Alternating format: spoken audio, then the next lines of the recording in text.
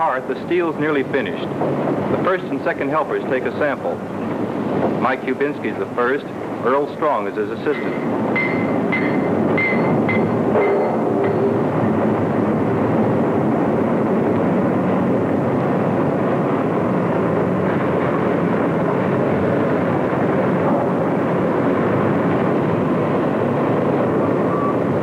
Mike's people came here from Czechoslovakia.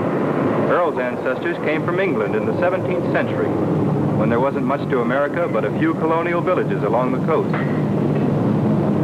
By inspecting samples of the molten steel, the boys can tell exactly when the furnace should be tapped. Earl's a musician. He plays bull fiddle with the Youngstown Symphony Orchestra. No professionals here. They're all steel workers and their wives and daughters.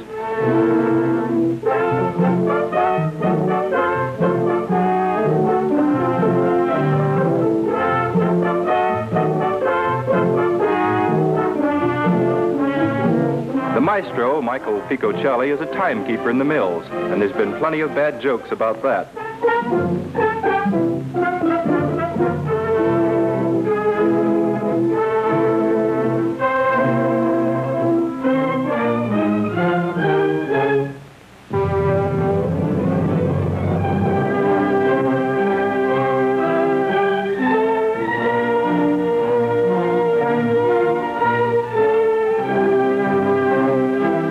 A piece by Gerald Myerovich, a Youngstown boy who's in the Navy now.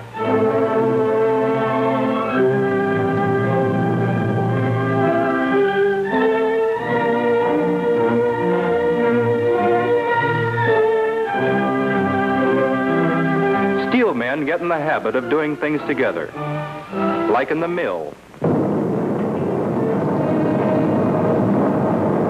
The open hearth gang ravels out the hole in the rear of the furnace and lets the steel out, roaring and spitting at 3,000 degrees.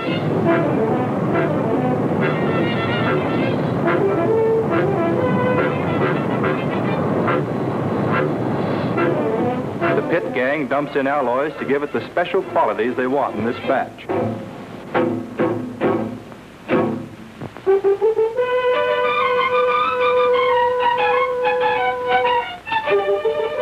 This ladle weighs 100 tons, but the overhead crane handles it like a toy. Lifts it over to a line of ingot molds where it's tapped off. We call this teaming. Just to be on the safe side, another test is made to be sure that the alloys have been added in proper amounts.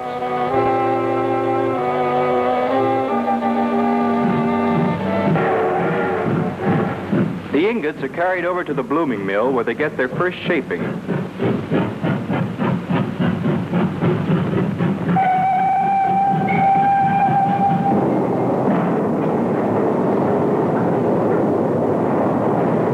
It looks rough, but these rollers squeeze the ingots down to a tolerance of a 1/16 of an inch.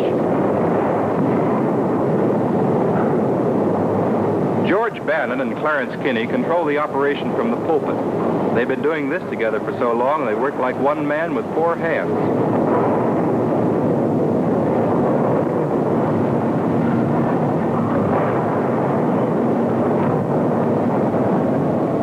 When the ingots flatten to a slab, Fred Ingram takes over.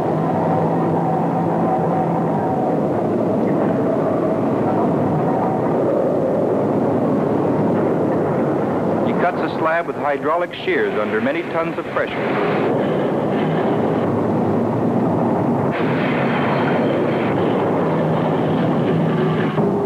Fred's a shop steward for the union, which has an agreement with the mill.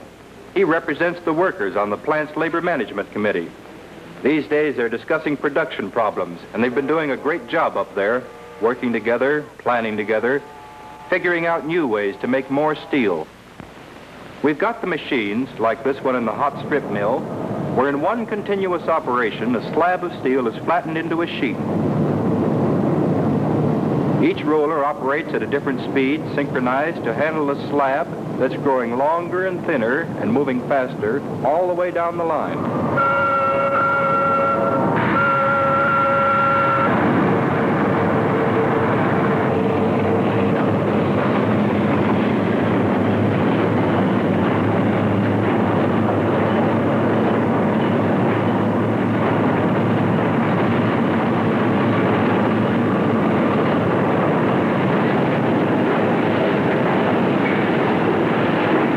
is it. Steel. Only a few hours ago, it was iron ore. Now it's finished and on its way to become a part of the new world it's building. We've proved we can lick production problems. We've got the equipment, the science, everything it takes to get the job done. But when the war is over, we're going to have other problems. We know about that in Youngstown. We've had it here before. There were times when there was no smoke in the sky. The mills were quiet, the street full of men, angry, questioning, wondering. We're beginning to understand that these things don't just happen in one place. They happen everywhere. We're thinking that all this production all over the world that's doing such a job in a war can do a job in peace, too, if we can just learn to work together. And I guess we're beginning to learn.